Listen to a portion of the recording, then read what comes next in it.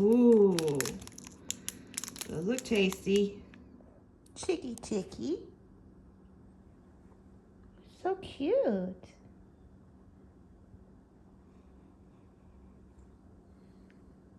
Chicky. I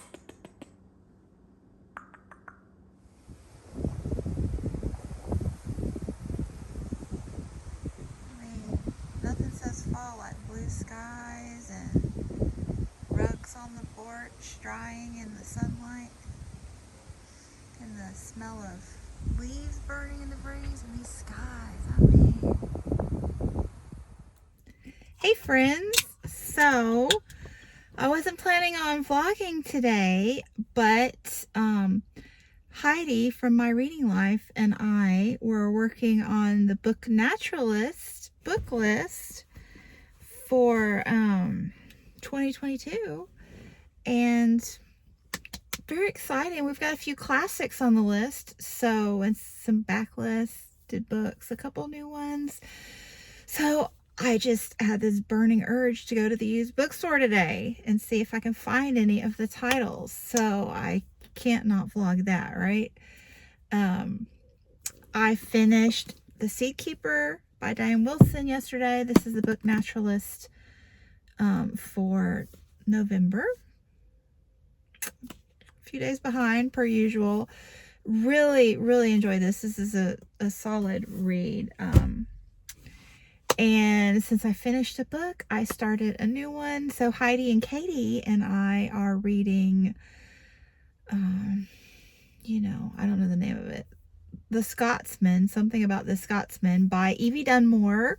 It's the third in her suffragette series. I don't know the name of the series either, so, but it is so charming. I've only read the first 4 chapters, but it is so charming thus far. There was a scene at the dinner table. So our heroine, Harriet, or Hattie, is kind of the middle child, and she's the only one that's not interested in the family business and the family mindset of making money. I mean, they're a socially progressive family as well. They have these great conversations about famine in Afghanistan and India. I mean, this is set in the England during the suffragette movement over there, so Regency romance. But just I learned a lot from this brief conversation, and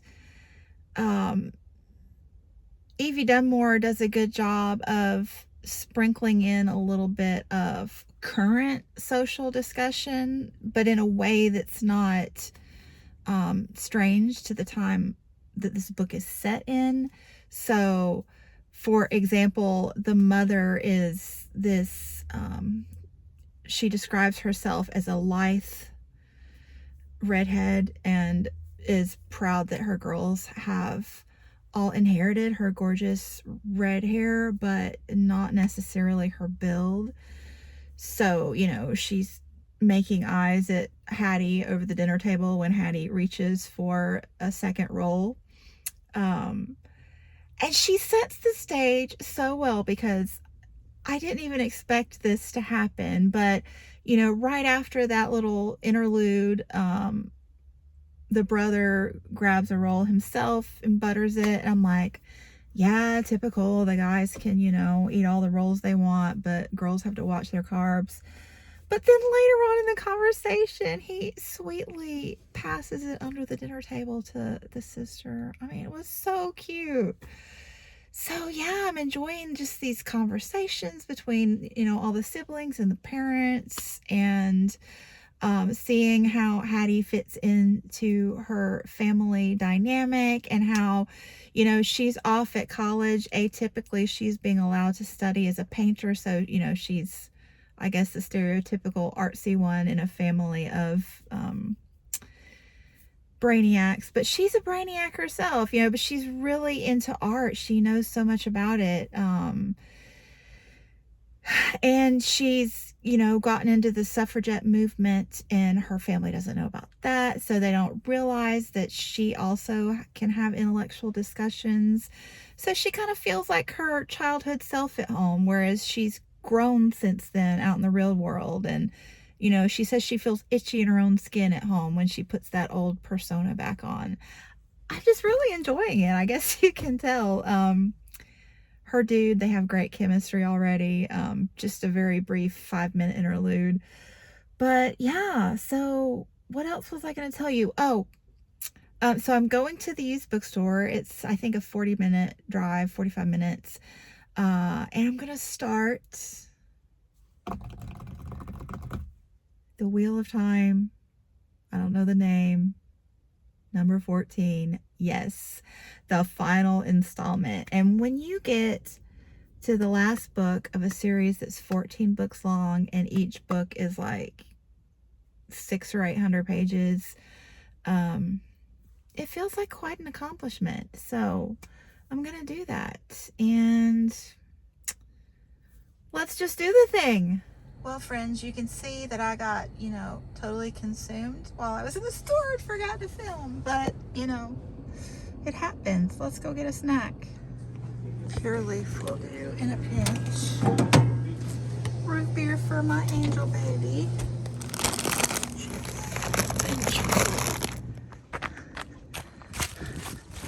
I'm running a minute or two until everybody gets left. That's the park ranger telling me to get out. None of this is for me, I swear. I bought real food too. I think I've about done enough damage tonight. I went back and got myself some limited edition white chocolate sugar cookie. I got these for one of my students, and these for my friends, and these for my book club for next year, and these just for fun. I can't resist. David Quammen. Look at my cute street. Aww. There's my Santa.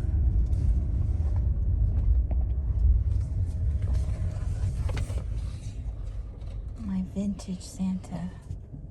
Isn't he cute? That was in my yard when I was a kid. It's come a flood. We're in the last month of the year. Oh, good for you. My lunch and coffee snacks. My saving grace is I can't eat half of it because I'm celiac. Thank goodness for chocolate. I've become a hoarder. Okay, here's the last month in the house calendars. And bah humbug. Hey, so yesterday completely got away from me. I left for the used bookstore thinking that I had all day, the whole day ahead of me. And I came home and I had 20 minutes to go running before it got pitch black out. Like, winter is too short. The days are too short. Winter's too long. Anyway, I didn't get caught in the woods by the park ranger, which I'm really nervous about. I think that would be mortifying if the park ranger showed up and said, "You've been here too long, get out." I would just be so embarrassed. So that didn't happen. So that's good. That's good. My self-discipline this year is amazing, at least with the book thing. So I went with the intention of looking for books for the Book Naturalist book club that Heidi and I are hosting again next year. And we're gonna, share the details with you very, very soon. But I did find our January read. So we're going to try to do some classics next year, not the whole year, but just a few months. We're going to read some classic authors in the naturalist genre. So January is, dun, dun, dun, Rachel Carson. I've had a bit of FOMO watching Heidi and Britta talk about Under the Sea Wind, so I had to get it. So for January, we're going to let you read whichever Rachel Carson that you would like. So I found Under the Sea Wind at McKay's and also Silent Spring. So I'm probably going to try to read both. And I think that Heidi is going to be reading Silent Spring and maybe the second in this series. I believe she told me that there are actually 4 in this series. So that's something to look forward to. I couldn't find any of the other ones from our list that we've decided upon, but I found an idea for 2023. Maybe, reading around the world in the naturalist realm. So I picked up A Year in the Maine Woods. Yeah, because Heidi, she's from Maine. So I thought maybe January 2023, we might see what it's like living in Maine. So I found, 2 copies for she and I, her and me. I mean, I know which one, but I don't feel like thinking about it. That's the thing. And then I found some Lost City of the Monkey Gods to share with some friends because, I loved this book when I read it. And this is set in Honduras, which I actually lived in Honduras for a year or so. So this has special connection. My son is actually, his dad's Honduran. So we really love this book in our family. And I'm excited to share that with some friends. And then one of my 3rd grade girls is just blossomed into an avid reader. Her mom and I are just so tickled about this development. I mean, it's been coming on. Like last year, she just really blossomed. I mean, that's when kids really take off with reading. But she's just a bookworm. She's a bookworm, okay? All the time reading, a bookworm. So I have some Geronimo Stilton books on my shelf, and she asked if she could take one home. And I told her she could have it. She was just so delighted. So I have like 5 or 6. I told her when she finishes the first, she can get another. So I got some more of those. I got Thea Stilton. This is Geronimo's cousin. So I thought she would like these. And if you're not familiar with Geronimo Stilton, they seem to get popular in 3rd grade.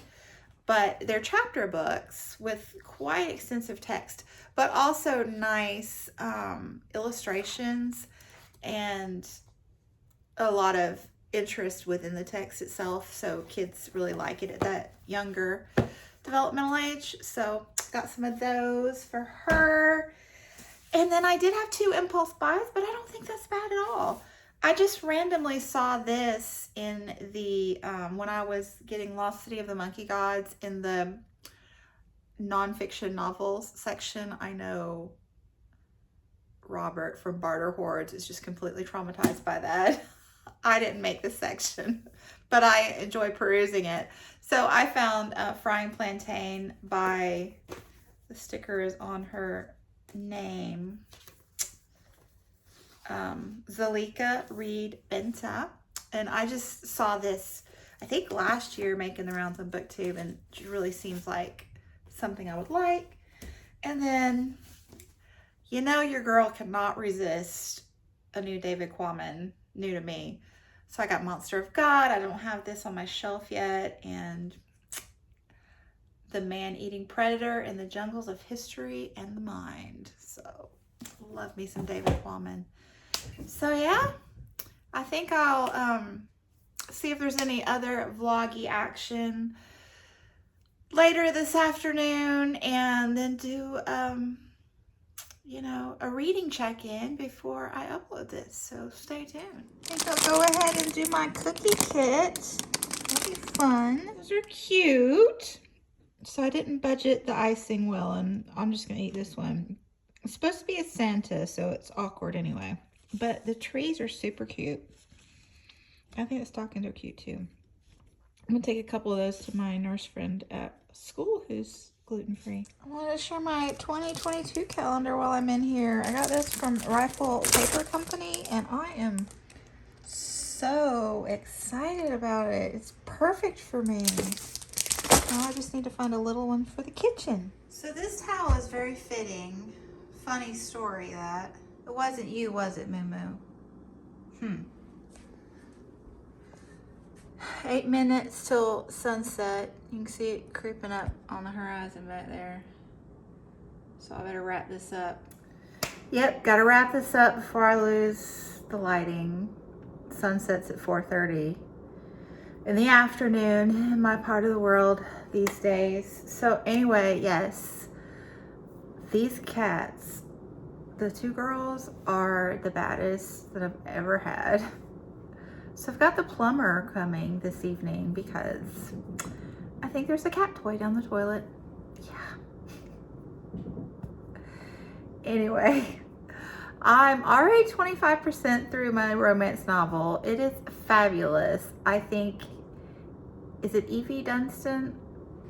I think she's really come into her own as a writer. Her debut was great, but this one, the writing is so good. Like, she's had this conversation between our heroine, Hattie, and her good friend who's still single, Catriona, I think her name is. The other two friends have gotten married, but this is a discussion about, you know, feminist ideals and balancing them with traditional roles that women play, and, you know, just wanting both isn't a bad thing, and, you know, everybody has their own focus in life. It was just a great conversation, and we've already had our second illicit kiss seen through a two-way mirror.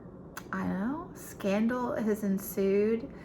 And yeah, that's another cool thing about this series. She does a lot of research into the era, and she writes not only about changing times socially, but changing technology. And I really like her. I really like her. And then I am also 14% through The Wheel of Time, book 14 already. So loving that for me. And I'm really getting a kick out of seeing so many people starting that series of late because of the TV show coming out. And I can't wait till they get about midway through and realize, like, well, not realize, when they're exposed to all of the spankings. And, you know, if you've read the series, you know what I'm talking about. I just think Robert Jordan must have really got his kicks out of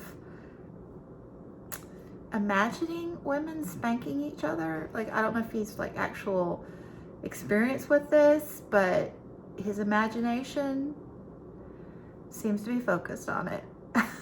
Anyway, enjoying though the battle scenes, and he's even in book 14 introducing new characters and new relationships. So loving that. And then I think tonight, as I wait for the plumber, I'm gonna dip my toes back into the 8th Life. I'm on book 5, and yeah, I'm gonna get her done, and I'm gonna enjoy the process. So thanks so much for watching this little impromptu vlog, and I'll be back soon. Bye. I mean, this girl loves the heat. You like it, warm chicken? You like it? You like it?